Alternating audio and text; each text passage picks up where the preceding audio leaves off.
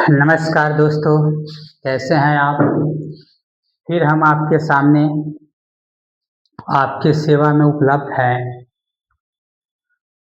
Topic संक्षारण, विकृत ग्रंथिता, reduction, इन सारी चीज़ों को क्लियर करने के लिए मैं आपके सामने उपस्थित हूँ।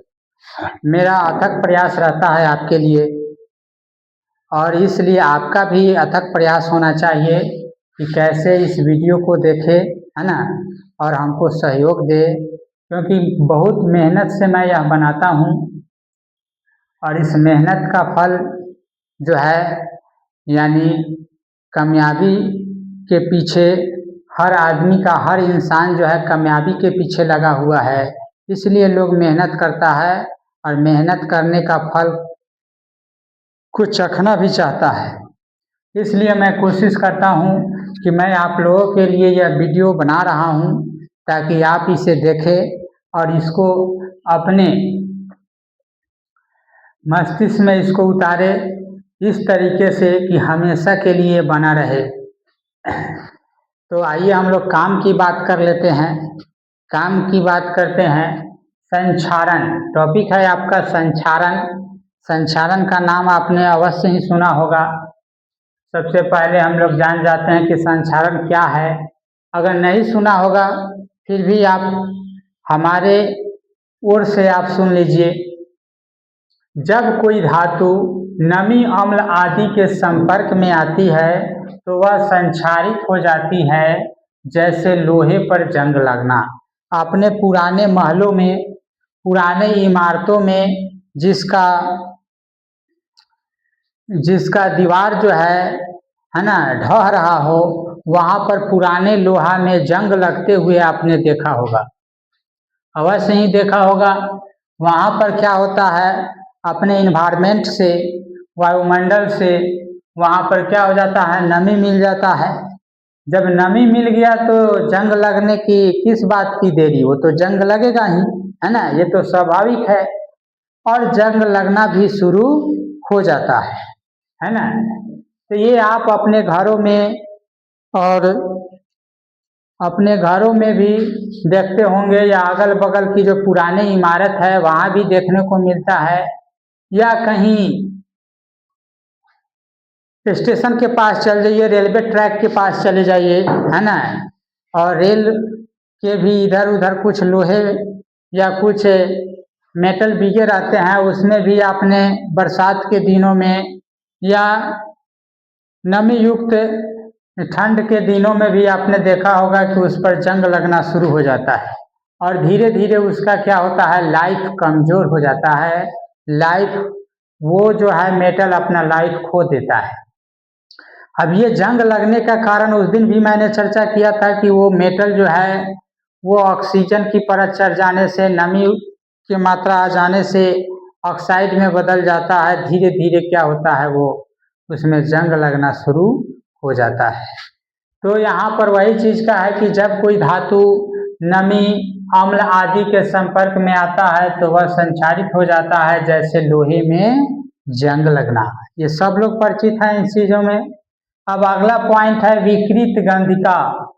विकृत ग्रंथिता यानी रैंसिडिटी, आप अवश्य ही इसका नाम सुने होंगे। ये जो है आपका विकृत विकृत ग्रंथिता, इसका अर्थ आप समझे होंगे, यानी वसा युक्त तथा तैलीय खाद्य सामग्री जब उपचयित हो जाती है, क्या हो जाती है, उपचयित हो जाती है, तो उनके खाद, स्वाद और गंध बदल जाते हैं। इससे बचने के लिए नाइट्रोजन जैसे सक्रिय गैसों का उपयोग किया जाता है। हाँ बच्चों, ये सबसे इम्पोर्टेंट है। आपने देखा होगा कि बच्चे के कुरकुरे से लेकर बिकोसूल भुजिया से लेकर, है ना, और तरह तरह का जो चिप्स जो कंपनी के द्वारा निकाले जाते हैं, है ना, वो आलू चिप्स होता है, टमाटो, बहुत सारे चीज जो होता है खाने वाले सामग्री, उनमें नाइट्रोजन गैस ही भरा जाता है।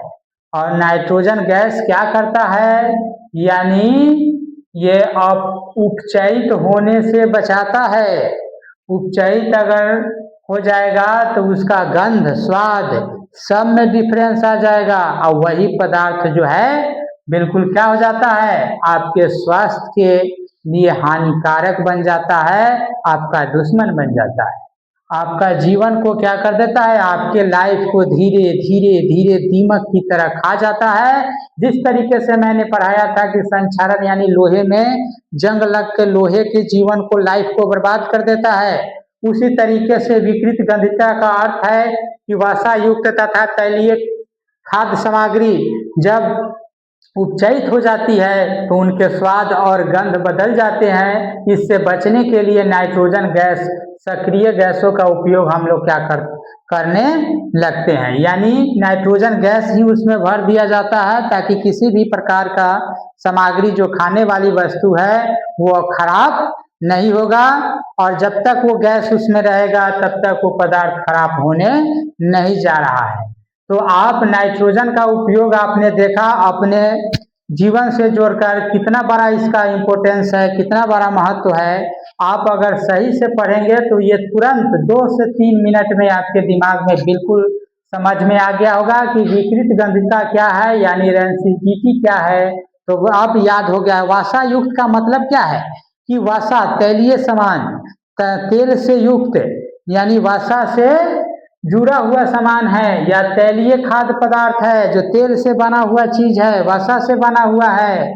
जब वह अपचयित हो जाती है ना, अपचयित हो जाने के बाद उसका स्वाद भी बदल जाता है और गंध भी बदल जाता है ना, और उसमें तरह तरह की जो है कीटाणु होने लगते हैं। और डॉक्टर हमेशा सलाह देते हैं कि खुले हुए सामान जो खाने वाली कंपनी है, अगर उससे अगर गैस निकल गया हो तो खुला हुआ सामान है, अगर उसका पॉलीथीन कुरकुरे हो या चिप्स हो अगर फटा हुआ हो तो वैसे सामान आप मत लीजिए, क्योंकि आपके जिंदगी से वो खेलेगा और जिंदगी को दीमक की तरह धीरे धीरे धीरे धीरे वो क्या करेगा, खत्म कर देगा।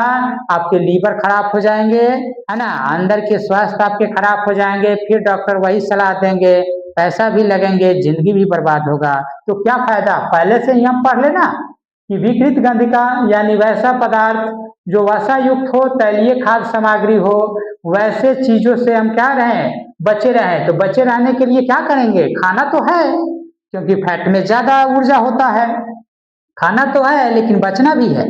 तो बचने के लिए हम यहाँ ध्यान दें कि नाइट्रोजन गैस जैसे सक्रिय गैस का अगर उपयोग उस सामान के लिए किया गया है तभी जाकर हम उसका सेवन कर सकते हैं। अब आपको अच्छी तरीके से समझ में आ गया होगा कि विकृत गंधिता क्या है। अब अगला जो है पॉइंट हुआ है रिडॉक्स। रिडॉक्स को भी आप अच्छी तरह से जानते हैं। रिडॉक्स कैसे होता है, हम लोग आप सुने होंगे कि यानी गेन ऑफ इलेक्ट्रॉन, है ना, gain of electron is called reduction number और loss of electron is called oxidation number. उसी तरीके से यहाँ पर यहाँ क्या होता है, यहाँ रिडक्शन है तो रिडक्शन में क्या होगा, यानी बिल्कुल यहाँ रिडक्शन में आपको देखिएगा जब जिंक ऑक्साइड कार्बन से अभिक्रिया करता है तो जिंक ऑक्साइड क्या करेगा, ऑक्सीजन खोता है, ऑक्सीजन यहाँ खोएगा और क्या करेगा, ऑक्सीजन यहाँ पर जिंक ऑक्साइड खो दे रहा है और ये ऑक्सीजन कार्बन के साथ जुड़ रहा है, यानी जिंक अलग हो जा रहा है, कार्बन मोनो बना रहा है। क्या बना रहा है, कार्बन मोनो बना रहा है। तो आप एक और कल हम इसके पहले वाले वीडियो में आपको बताए थे कि यानी ऑक्सीडेशन के बारे में बताए थे, ये तो रिडक्शन है, उसमें बताए थे कि ऑक्सीजन जुड़ता है ना, और हाइड्रोजन क्या होता है, निकलता है। और इसमें क्या होगा कि हाइड्रोजन जो है ना, इसमें इस तरह का जो चीजें हैं इसमें क्या होगा कि हाइड्रोजन जैसे यहाँ ऑक्सीजन क्या होगा, ऑक्सीजन टूटेगा और हाइड्रोजन जुड़ेगा। ठीक है, तो यहाँ पर आप देखिए ऑक्सीजन टूट रहा है, कार्बन मोनो बना रहा है, जिंक अकेला पड़ जा रहा है। तो ये रिडक्शन अभी आपको समझ में आ गया होगा। अगला पॉइंट है जब हाइड्रोजन गैस सल्फर के साथ अपक्रिया करता है तब हाइड्रोजन सल्फाइड बनाता है। अब अच्छी तरह से जानते हैं कि हाइड्रोजन सल्फाइड को H2S के नाम से हम लोग जानते हैं, है ना। ये हाइड्रोजन सल्फाइड है यानी हाइड्रोजन गैस है, सल्फर के साथ अपक्रिया करता है, हाइड्रोजन सल्फाइड बनाता है। यहाँ सल्फर जो है हाइड्रोजन प्राप्त करता है तथा H2S बनाता है। तो आपको अच्छी तरह से समझ में आ गया होगा कि ये जो चीज़ है बहुत ही इम्पोर्टेंस है। इसलिए दोस्तों आप ध्यान दीजिए कि इतना मेहनत के बाद हम ये वीडियो बना कर लाए हैं, बहुत शॉर्टकट ट्रिक में ये हम आपके लिए लाए हैं। तो ये मेहनत जब हम कर रहे हैं तो एक तो लाइक बनता है, आप लोग लाइक कीजिए, सब्सक्राइब कीजिए, है ना। और इस वीडियो को और जितना ज़्यादा हो उसको और इस वीडियो में सहयोग दीजिए ताकि हम वीडियो बनाएं। और लाइक सब्सक्राइब तो चाहता हूं, ये तो मेरा फर्ज बनता है, इसलिए ज़रूर से ज़रूर करें। तो दोस्तों धन्यवाद।